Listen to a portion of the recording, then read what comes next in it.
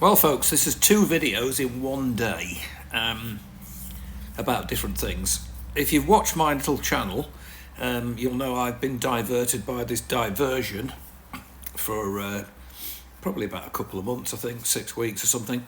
Here's a picture of it looking a bit sad, I think. You know, it's got that black circular engine thing. You know, it looks a bit rough. So I decided to do a rebuild on it, which I've detailed in previous videos, and I thought, well, I'm going to buy 4 inlet manifold rubbers, which were ludicrously cheap from China, and they're fine, absolutely 100%. And I bought new carb slides and diaphragms. If you look at these pictures, these are the original slides. I took the carbs, well, I had a look at the carburetors and found that one of the slides was sticking, which made it sort of not go back to tick over as fast as it should do. And they're all a bit worn. And if you look at these are the diaphragms, obviously. So I bought a set of 4 replacements, 28 quid. They're absolutely bang on, nothing wrong with them.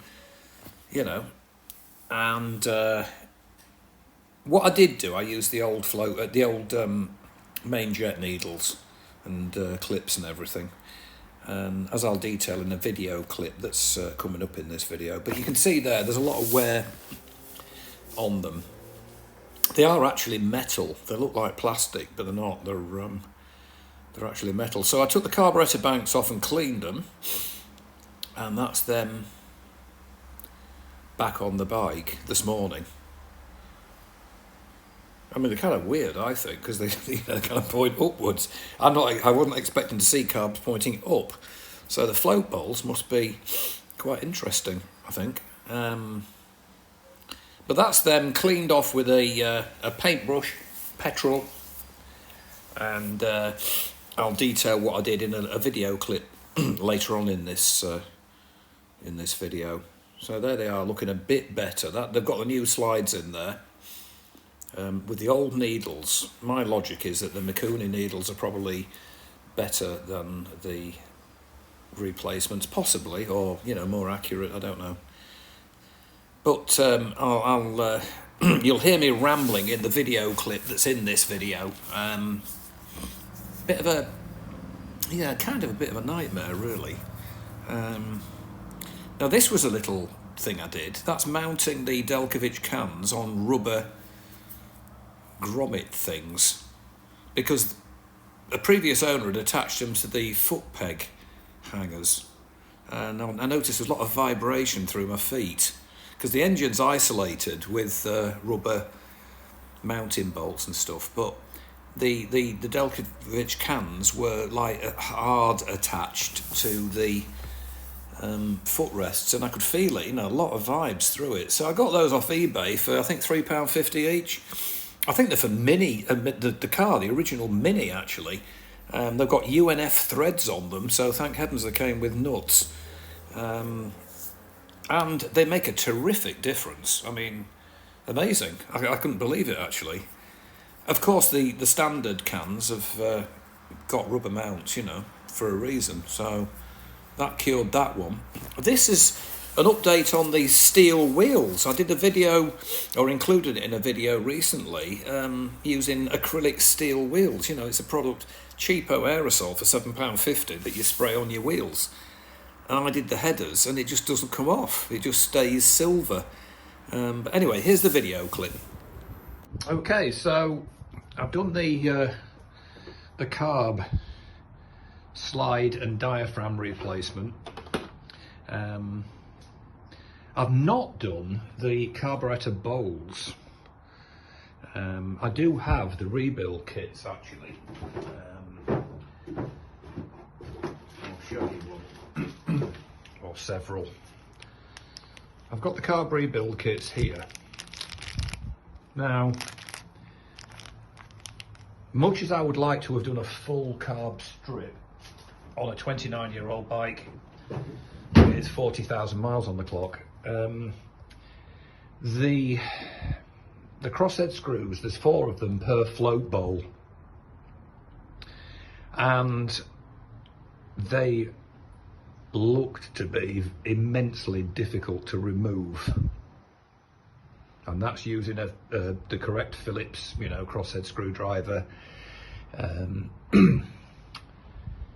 So I think sometimes with bike stuff you have to kind of bow to the unavoidable, or sorry, the avoidable really. I would have liked to have got the float bowls off, but I can't use an impact driver because obviously they're delicate really. It's going to wreck the floats probably and all sorts, you know, whacking an impact driver. And I did try one or two of the screws on the float balls and they were immensely difficult to move, and they started, actually the crosshead screwdriver started to distort the socket, as it were, on the screws. So what I did was I removed the float bowl drain plugs, which are like crosshead screws, they came out, and then I used this stuff, Carb GR cleaner with a pipe on it. And what I did was basically I bought 2 of these tins and I blasted the inside of the carbs, really soaked them and let it drain out, and there wasn't anything came out of the balls really. So, you know, the question is this: had I continued to try to remove those 4 float bowl screws, so there's 16 of them, you know, Murphy's law says you're going to get one that shears off or it won't come out and you chew it up and nightmare. In which case, where do I go from there? This is a bike that is running, obviously. It's running before, you know, I posted a video about it. So what do you do? Do you sort of say, I'm going to go ahead and do this regardless of what damage I cause? Or do you maybe just say, well, okay, then what's the danger point? The danger point on diaphragm carbs actually is the diaphragm, because they're a sort of rubber thing, and I'll put pictures on, you'll see them. You know, that's the weak spot. Well, in fact, I will put a picture and I'll show you it now. So, here are carb diaphragms. There they are, with the needles taken out. And obviously there's 4 of them. Now, if you look at that, you know, they don't necessarily look in brilliant condition. And if you look at the actual slide, you can see it's quite scuffed, you know, because they move up and down. There's another one. So there's the other one. That stuff there is like sealer, because you have to seal the caps on. Technically, I mean, theoretically, you put your diaphragm in and you put your cap on, and this little seal bit here will seal it, but they often don't, so people put sealant on them, as you can see from that look. And again, if I can get it in focus, there's quite a bit of scuffing. So the diaphragm kits I bought off the internet include needles, clips, the whole thing. But there you can see, I think there's a hole in that one, look. See there, look. Wow, I didn't see that earlier actually. Yep, definite hole there. So the kits I bought included needles, but I decided that the original Mikuni needles are probably superior to any, you know, modern day replica. And so I thought I'll fit them with the clips, you know, and basically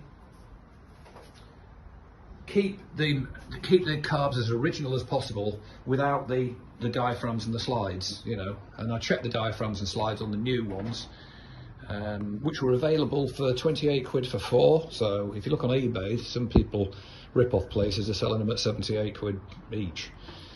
Yeah, 300 and whatever quid just to do your carb slice. No thank you. So I got them and they're absolutely bang on, and I've fitted them. I'll put some photos of the carburetors in either before or after this video. So I think the main thing is that having blasted out the float bowls and I did it through the main fuel pipe as well on the Diversion. It's on the Diversion 600. It's on my bike anyway. It's an electric fuel pump. So I disconnected the pipe and blasted a load of carb cleaner in there. So that, my theory on that one was it would clean the needle valve seats out, and you know, and I left it to soak for a bit, and then I did it again, cleaned out all the air jets with it. In the past on other bikes like Yamaha XS 1100s, or my XJR 1300, I've taken the carbs off and stripped them right down to every single jet. But I've never actually found a jet that's blocked in all of that activity. So on this one, I thought, how far do you go? Do I sort of accept the fact that I don't want to take the risk on the float balls? Because I looked on eBay first and thought, can I buy a bank of carbs for this bike? Well, not really, no. It's complicated because they've got different versions of it as well. There's the N and the S and the XJ600. So I thought, no, I'm going to blast them out with carb cleaner, put the new diaphragms on, and I noticed that the revs were, you know, taking a bit of time to go down before, probably because of the stick-in slide, which I discovered when I took the carbs off. So that's what I've done. You know, basically left it. Call me a coward if you want. So anyway, this is the first start. I think anybody who watches my channel, my little channel, you'll know that I don't blag anything. Not on the Royal Enfields or anything really. If I make a mistake, I'll tell people, or if I talk rubbish, I'll correct myself. So here it is. There is the key. I'm going to share this with people. I might be humiliated by this. If I am, then I won't delete it. I'll leave it on. Alright, there we are. That click is the fuel pump. Can you hear that? That's why the bike didn't work 4.5 years ago. It packed in. Right, so a bit of choke, I reckon. It's a manual.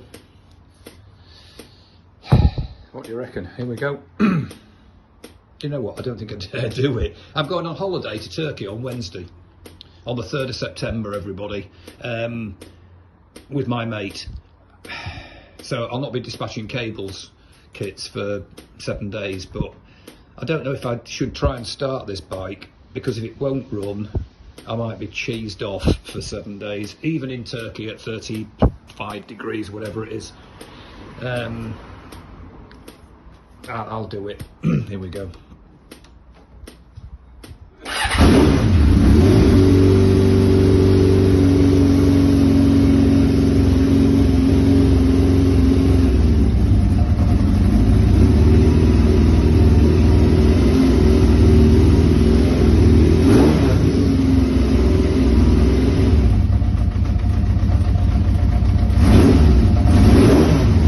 Wow, that seems okay. Wow, I'm amazed.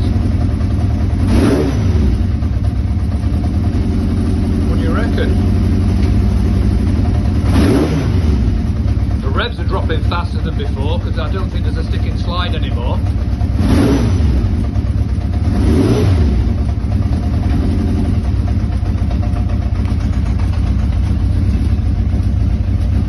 That clutch rattle seems to be incurable. Let it out, you get the sound. But I just think it's what they do. I've tried everything to get rid of it. 2 different solutions on YouTube channels. It is a bit less than it was, but there you go. I'd love to know mechanically what's going on. Well, wow, that is a result. What do you reckon?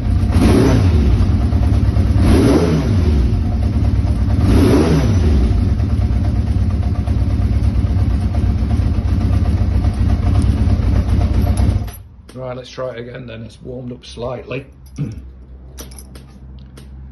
you've got the clicking of the fuel pump.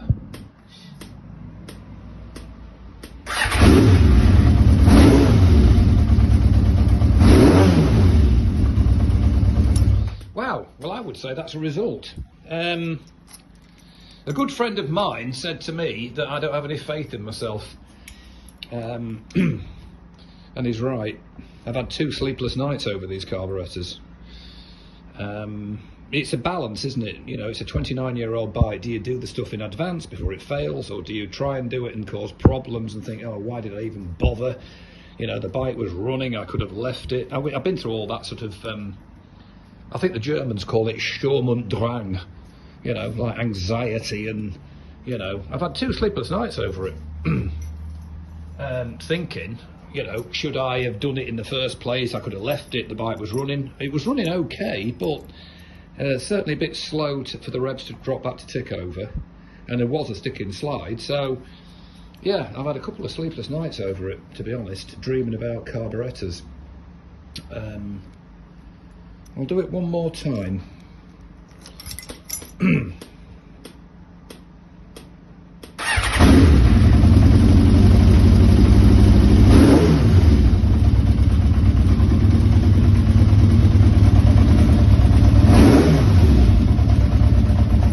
Yeah, I think that's a result. I've just felt something splashing on my foot, my bare foot, and I thought it was petrol, but it's not. It's just little products of combustion coming out of the hole in the Delkovich cans. I thought it was petrol for one awful minute. So there you have it. I think, yeah, it's a balance, isn't it? I'd welcome people's comments, to be honest. I mean, you know, how far do you go on an older bike? You know, do you try and meet the problems before they've happened, because it's going to happen, or do you leave it till it fails? For example, I've just ordered new wheel bearings, front and rear, for this bike. Now, I don't know if there's anything wrong with the ones that are on it, but the bike's done 40,000 miles. So I thought I'll do it. I've done them on the Honda. I did new front wheel bearings, 2 of, new rear wheel bearings on the Pan-European, and they were knackered.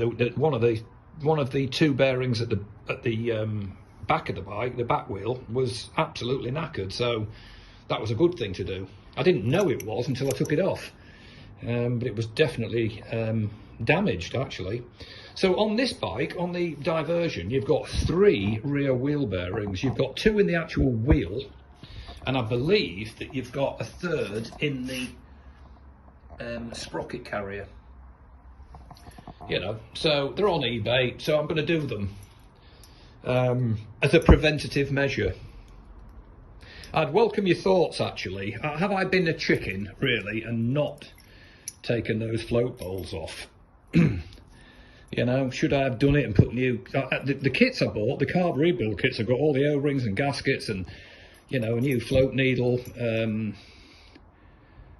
You know, I mean, yeah, to me, I think I should have...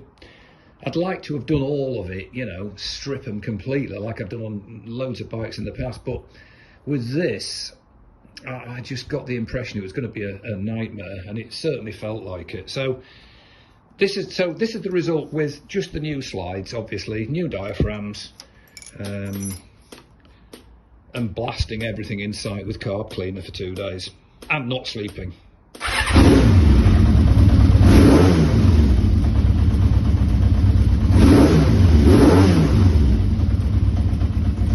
I would say that's running.